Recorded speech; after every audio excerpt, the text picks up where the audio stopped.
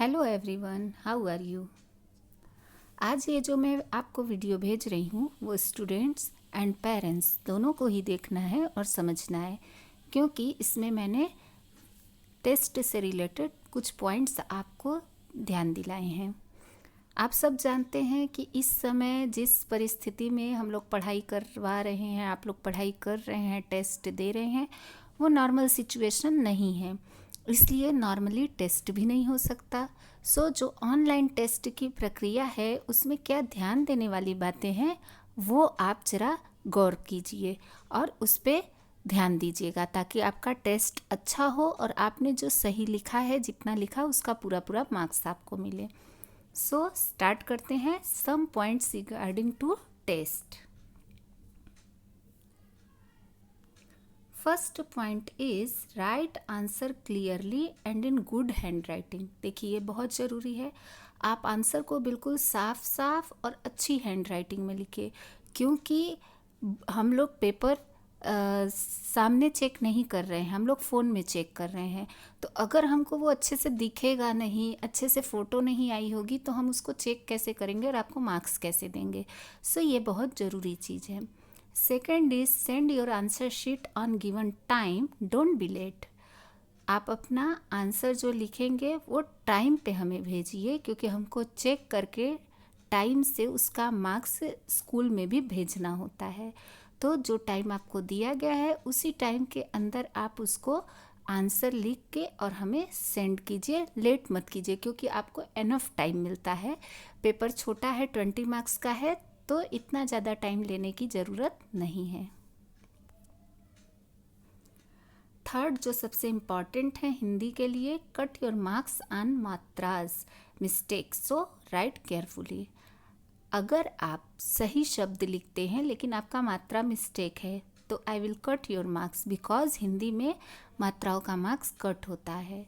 तो आपको ये न लगे कि मैंने तो सही शब्द लिखा था लेकिन मैडम ने तो वो कट कर दिया, पर अगर मात्रा गलत है तो मैं कट कर दूंगी, क्योंकि मैं शुरू से आप लोगों को यही कहती आ रही हूँ कि आप मात्राओं पे ध्यान दीजिए।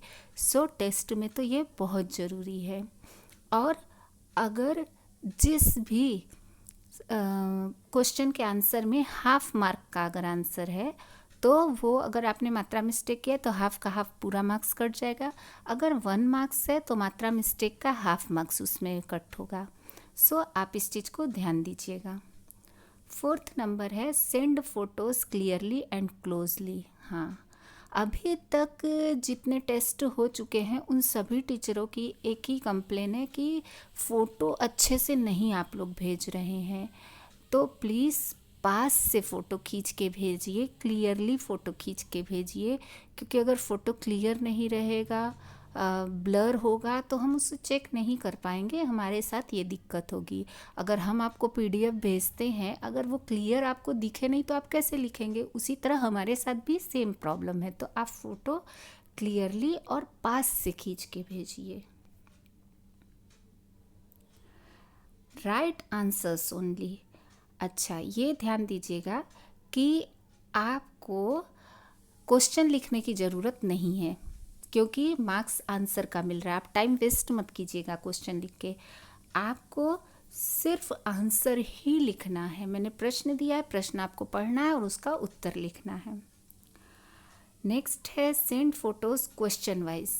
अगर आपके कैमरा में पूरा एक पेज का फ़ोटो पास से नहीं आ रहा है तो ज़रूरी नहीं कि आप एक ही बार में फ़ोटो भेजिए, आप क्वेश्चन वाइज मुझे फ़ोटो भेज सकते हैं। जैसे फर्स्ट क्वेश्चन अगर MCQs है तो मैंने 4 MCQs अगर दिए हैं तो पहले आप MCQs की फ़ोटो खींच के भेजिए 4। फिर फिल इन द ब्लैंक्स है तो अगर 5 या 6 है या 4 है तो फिर फिल इन द ब्लैंक्स की फ़ोटो खींच के भेजिए। फिर मैच है तो मैच की फ़ोटो खींच के भेजिए। ऐसे आप क्वेश्चन वाइज, भले ना आपको 4-5 बार फ़ोटो खींचना पड़े, पर आपको मार्क्स तो मिलेगा ना। तो आप क्वेश्चन वाइज फ़ोटो खींच के भेजिए, तो वो पास से भी फ़ोटो आएगी, क्लियर दिखेगा टीचर को और उसका आपको मार्क्स भी मिलेगा। नेक्स्ट है राइट क्वेश्चन नंबर्स ऑल्सो।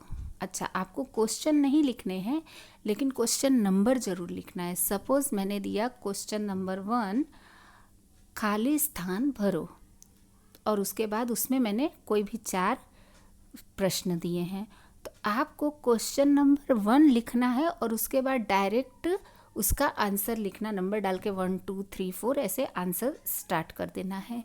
जो लोगों ने मेरा पेपर दिया है पहले, यानी 3rd 4th 5th वाले, उनको आइडिया होगा कि मैं कैसे पेपर में लिखवाती हूँ।